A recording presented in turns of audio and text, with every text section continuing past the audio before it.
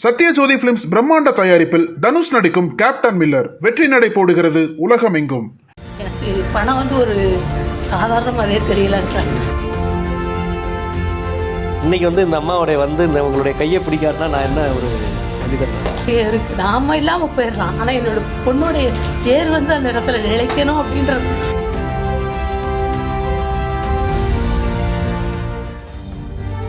காலனா மதிப்பிற்கு எதையாவது தானமாக கொடுத்தாலே வாரி வழங்கும் வள்ளல் போல தங்களை விளம்பரப்படுத்திக் கொள்ளும் மனிதர்களுக்கு மத்தியில் 4 கோடி ரூபாய் மதிப்பிலான நிலத்தை இடது கைக்கு கூட தெரியாத அளவுக்கு வலது கையால் அள்ளி கொடுத்த பூரணம் அம்மா அனைவரையும் பூரிக்க வைத்திருக்கிறார். மதுரை மாவட்ட மேலூர் அருகே உள்ள கொடிக்குளம் கிராமத்தை சேர்ந்தவர் பூரணம். கனரா வங்கியில் வேலை பார்த்த இவரது கணவர் இறந்துவிட்டதால் வாரிசு அடிப்படையில் கணவரின் வேலை இவருக்கு கிடைத்தது. இதையடுத்து தற்போது அவர் மதுரை தல்லாக்குளம் கனரா வங்கி கிளையில் ஊழியராக பணியாற்றி வருகிறார்.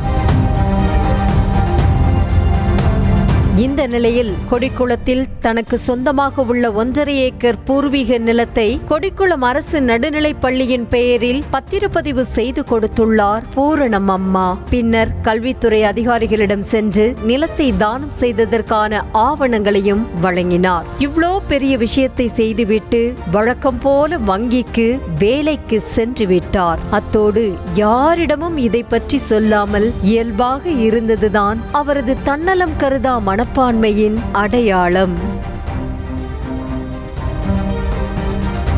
அடுத்த சில நாட்களில் இது தொடர்பான தகவல் மதுரை எம்பி சு வெங்கடேசனுக்கு கிடைத்துள்ளது. விஷயத்தை அறிந்து ஆச்சரியப்பட்ட எம்பி பூரணம் அம்மா பணியாற்றி வரும் வங்கிக்கு நேரடியாக சென்று அவரது கைகளை இறுக பற்றிக் கொண்டு மனதார பாராட்டி வாழ்த்து தெரிவித்தார். வெங்கடேசன் எம்பி கூறிய பின்னர்தான் பூரணம் அம்மாவின் புண்ணிய காரியம் குறித்து அனைவருக்கும் தெரிய வந்திருக்கிறது. இதனைத் தொடர்ந்து வங்கி ஊழியர்கள் மத்தியில் பேசிய அவர், உலகில் எல்லாவற்றையும் அள்ளிக் கொள்பவர்கள்தான் அதிகமாக இருப்பதாகவும், ஆனால் பிறருக்கு அள்ளிக் கொடுப்பவர்கள் பூரணம் அம்மாவை போன்று வெகு சிலர் மட்டுமே உள்ளதாகவும் கூறினார். என்னன்னா நிறைய அள்ளிக்கிறது தான் நிறைய பேர் இருக்காங்க, அள்ளி கொடுக்கறதுக்கான ஆட்கள் ரொம்ப குறைவாக இருக்காங்க. அப்படி கொடுக்குற ஆட்களை பார்த்து அவங்கள கொண்டாட வேண்டியது நம்முடைய கடமை. அதனால தான் இப்போ நாங்கள் வந்திருக்கோம். அதான் ரொம்ப முக்கியமான.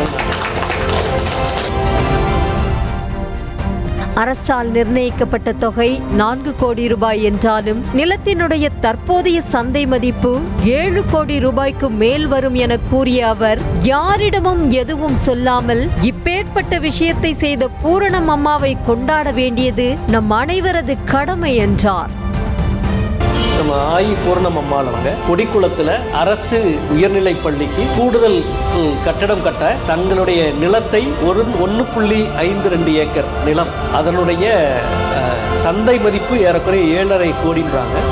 நிர்ணயிக்கப்பட்ட மதிப்பே 4.5 கோடி. அதை அவ்வளவு மதிப்புள்ள அந்த நிலத்தை அரசு பள்ளிக்கு கல்வித்துறைக்கு எழுதி கொடுத்து யாரிடமும் சொல்லாமல் அவங்களா நேரடியாக போய் சிஓவை பார்த்து ஒரு பத்திரத்தை கையில் கொடுத்துட்டு அடுத்த நாள் யாருக்கும் தெரியாமல் சட்டமெல்லாம் வேலை பார்த்துக்கிட்டு வங்கியில். எவ்வளவு பெரிய விஷயம் அது, ஒன்றும் சாதாரண விஷயம் இல்லை. வெங்கடேசன் எம்பி போனில் பேசிய போது யாரோ ஒருவர் பேசுகிறார் என நினைத்ததாகவும், அதன் பிறகுதான் பேசுவது எம்பி என தெரிய வந்ததாகவும் பூரணம் அம்மா நெகிழ்ச்சியுடன் கூறினார். அவங்களை பார்க்க வரலாமான்னு கேட்டேன். நான் பேங்க்ல ஒர்க் பண்ணுறேன், 5 மணிக்கு வேலை பார்க்குறாங்க. எனக்கு யாருமே தெரியாது, சாரி.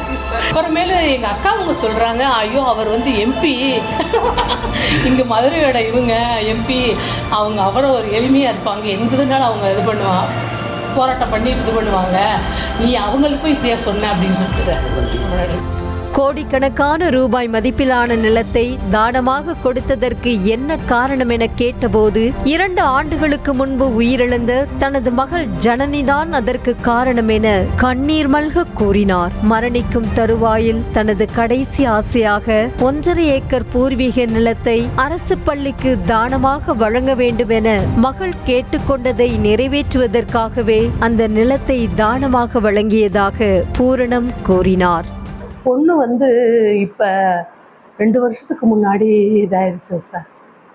அதனுடைய பாதிப்பு தான் என்னை வந்து ரொம்ப மனதளவில் உடலளவில் என்னால் சொல்ல முடியாது. கண்ணு பார்வையற்றவங்கள், ஊனமுற்றவர்கள், முதியோர்கள், மாற்றுத்திறனாளிகள் எல்லாத்துக்குமே என்னுடைய சொத்து எல்லாமே பயன்படுத்தணும் அப்படின்றத சொல்லியிருக்கேன் சார். கொடிக்குளத்தில் அரசு நடுநிலைப் பள்ளியை உயர்நிலைப் பள்ளியாக தரம் உயர்த்த வேண்டும். அதற்கு இந்த நிலத்தை பயன்படுத்திக் கொள்ள வேண்டும் என்பதே எனது விருப்பம் என்றார் பூரணம் அம்மா. கொடிக்குளம் மட்டும் இல்லைங்க சார், பக்கத்துல ஒரு 5 கிராமமுமே பக்கத்தில் உள்ள கிராமத்துக்கு தான் போய் படிச்சுட்டு இருக்காங்க.